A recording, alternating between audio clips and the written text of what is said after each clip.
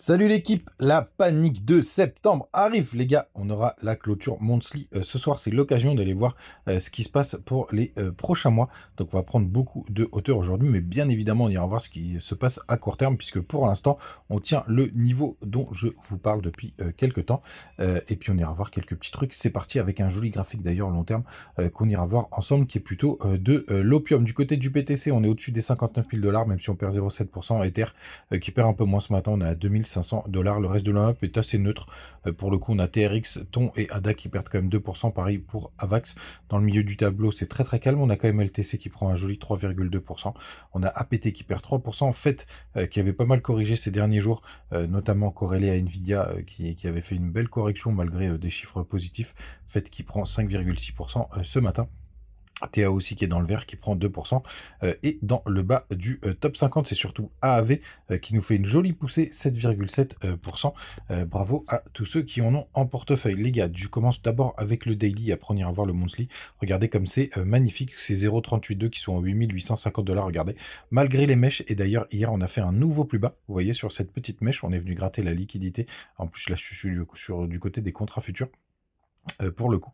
Et regardez, on a été pas mal chercher de liquidité, et tout simplement les 0,382, on les tient dans toutes les clôtures. Ça fait maintenant, ça fait 4 jours, hein, tout simplement, puisque même quand on a eu la grosse correction, c'était le 27 août. Pour le coup, on n'a jamais clôture en dessous des 0,382, et après, depuis 4 jours, ça tient. On va voir si on arrive à tenir aussi ce samedi. Et ce serait quand même bénéfique pour la suite. Tout simplement, j'aimerais bien qu'on arrive à faire ce W. Alors normalement, avec la petite mèche juste là, on invalide un W. Donc là, ce qu'il faudrait, c'est d'arriver à faire une épaule tête-épaule pour avoir une figure de retournement. En tout cas, du côté du 3 jours. Ça fait un moment qu'on l'a pas vu. Finalement, le MACD, vous voyez, on pensait qu'on allait le valider sur la semaine du 22 août, donc il nous emmenait jusqu'au 25, mais pour le coup, ça a été invalidé. Donc ce signal bullish n'est pas encore arrivé. Rien de bien méchant, hein, c'est rien de dramatique, les gars. Surtout pas d'inquiétude de ce côté-là. Mais je pense que la prochaine fois où on aura le croisement, ce sera, d'ailleurs, on pourrait même former en même temps un joli W. Ce sera plutôt bullish pour la suite. Surtout qu'on enchaîne diff sur diff. Je vous montre la divergence 3 jours, regardez. Hop, on a un plus bas du côté du RSI qui est plus bas que ce point juste ici du RSI, alors qu'on a fait un plus bas sur le cours. On a une belle divergence haussière pour le coup. Donc ça, c'est plutôt une bonne nouvelle. Les gars, on continue de regarder le court terme avant de se mettre un peu d'otium et de parler de la panique qui arrive de septembre, tout simplement. Alors les Funnig ce matin, ils sont plutôt neutres, mais plutôt ils se rapprochent de 0, donc ça c'est plutôt pas mal, hein, vous le savez. Il faut qu'on soit en dessous des 0,01. Pour l'instant c'est le cas. Donc ça c'est plutôt pas mal pour la suite. Le Crypto Fear and Greed, il est dégueulasse, on est à 29. Mais ça, c'est plutôt pas mal. Où est-ce qu'il est, mon Crypto Fear and Greed? Il est là, on est à 29, donc ça c'est plutôt chouette. Pour le coup, on aime être dans la peur, ce qui nous permet d'avoir un minimum de personnes sur les marchés. On va aller regarder ce qui se passe du côté des ETF pour voir si ça bouge un petit peu. Hop. Du côté de Binance, ou du côté, pardon, des ETF, on a eu une grosse sortie BTC hier, 175 millions. Ça faisait un moment qu'on n'avait pas une telle sortie. Et du côté des ETF Ether, plutôt neutre, ça n'a pas du tout bougé. Il y a beaucoup moins de volume du côté de ces ETF. Je voulais vous montrer aussi un truc. Vous avez une grosse sortie de Bitcoin du côté de Binance. Vous voyez, il y a 47 000 Bitcoin qui sont partis. Je crois que c'est depuis 7 jours. Donc on a eu un gros départ de BTC. Vous voyez, 43 000 pour le coup depuis une semaine. Donc c'est assez énorme, vous voyez, ça fait à peu près 8% des BTC de Binance qui se sont barrés.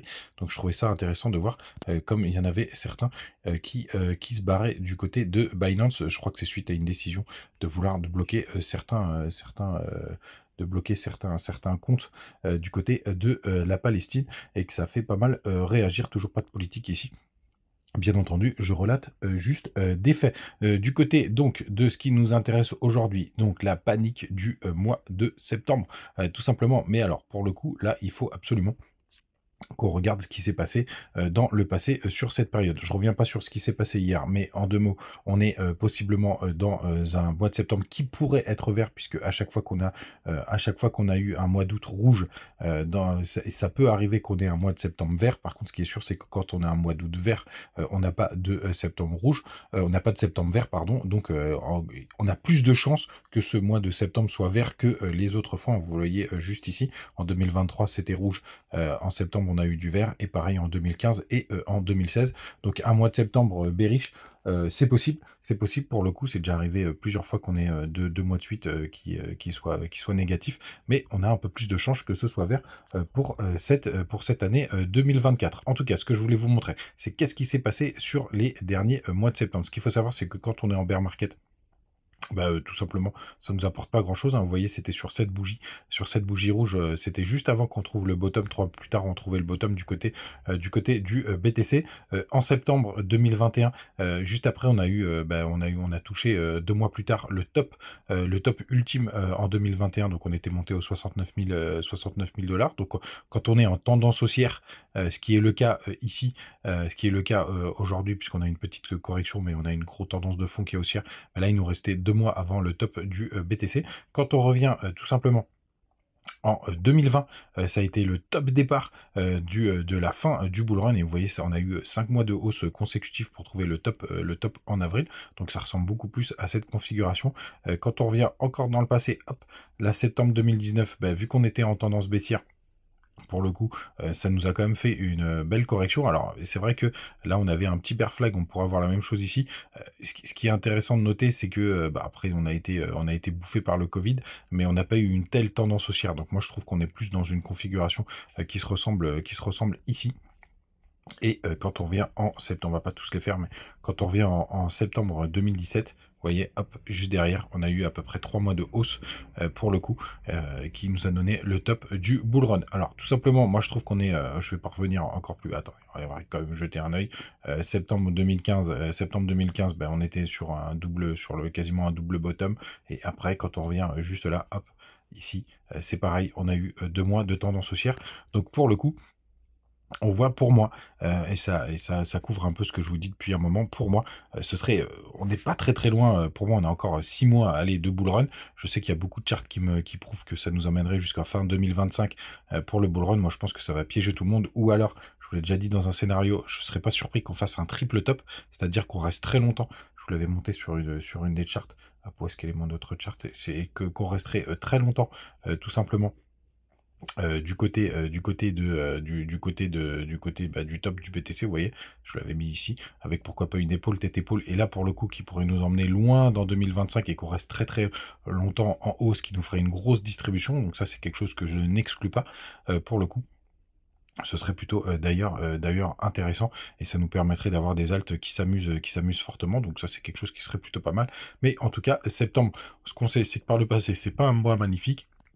La configuration de cette année, elle est un petit peu particulière, mais ce qui est sûr, c'est qu'à chaque fois, le mois d'octobre qui suit, c'est le mois qui est plutôt bullish. Donc, au pire, pour moi, on va serrer les dents sur ce mois de septembre.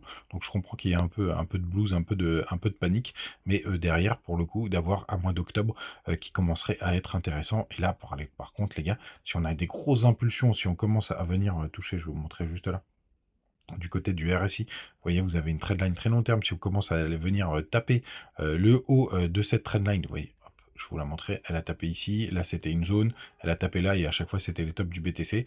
Pour le coup, si on arrive sur cette zone, pour moi ce sera le moment de plier bagage et de sortir du marché. Je préfère rater un dernier x2 et repartir en profit, plutôt tout simplement que de me reprendre la violence d'un bear market dans la foulée, parce que je peux vous dire que ça marque du côté du monthly de Ishimoku, c'est plutôt pas mal. Comme je vous le disais hier, ce qu'il faudrait vraiment, c'est que le BTC arrive à clôturer, même si on est samedi, au-dessus des 60 700 $. Ce serait vraiment le top du top, et comme ça on aurait tenu un support qui serait plutôt pas mal et plutôt long terme du côté de notre ami BTC. Les gars, on va pas refaire une vidéo trop longue, mais n'hésitez pas à nous rejoindre du côté du Telegram, et après je vous montrerai un dernier graphique. Vous avez les liens du côté de BitGet, de BingX, de Bitmart et de Mexe, avec les petits bonus qui font vivre la chaîne. Le TikTok, il est là. Le Twitter, d'ailleurs, on est plus de 2000 sur TikTok, merci à vous. Et le dernier, c'est Twitter, où je partage des petites news qui sont partagées par d'autres. Et en général, c'est plutôt intéressant. Et on a AO, Aurélien Wayon, je sais pas qui c'est, mais en tout cas, j'ai vu sa charte, elle était plutôt intéressante. Et vous voyez qu'on a ces croisements des MA qui suivent un croisement, on va dire, bearish. En général, derrière, on a une belle tendance haussière. Alors, je sais pas à quoi correspondent ces MA, mais en tout cas, vous voyez, on a une belle tendance et c'est plutôt corrélé d'ailleurs avec ce que je vous disais par rapport au mois de septembre. Vous voyez, c'est des bougies qu'on a vu ensemble quand on est en phase haussière. Et vous voyez, derrière, là, on est sur du weekly, si je dis pas de bêtises. On va regarder juste là. Est-ce qu'on le voit? Non, on le voit pas, tant pis. Mais je pense qu'on est sur du weekly vu la gueule des bougies. Tout simplement, ou alors, attendez, non, ça peut être du monthly, ça peut être du monthly. Je vous dis des bêtises d'ailleurs, je pense que c'est du monthly. Mais pour le coup, ça nous donne des petites infos bullish pour la suite avec ce cross des MA. Et donc, bah, ça nous emmènerait, d'après ce qu'ils nous montrent ici, bah, plutôt, ouais, plutôt mi-2025. Elle est plutôt, allez, deuxième ou troisième trimestre 2025 d'après la time frame qu'on a juste là. Donc c'est assez cohérent avec ce qu'on voit, les gars. Donc un petit peu d'opium. Quoi qu'il arrive, les gars, passez une très très bonne journée. On se retrouve comme d'habitude, même le dimanche.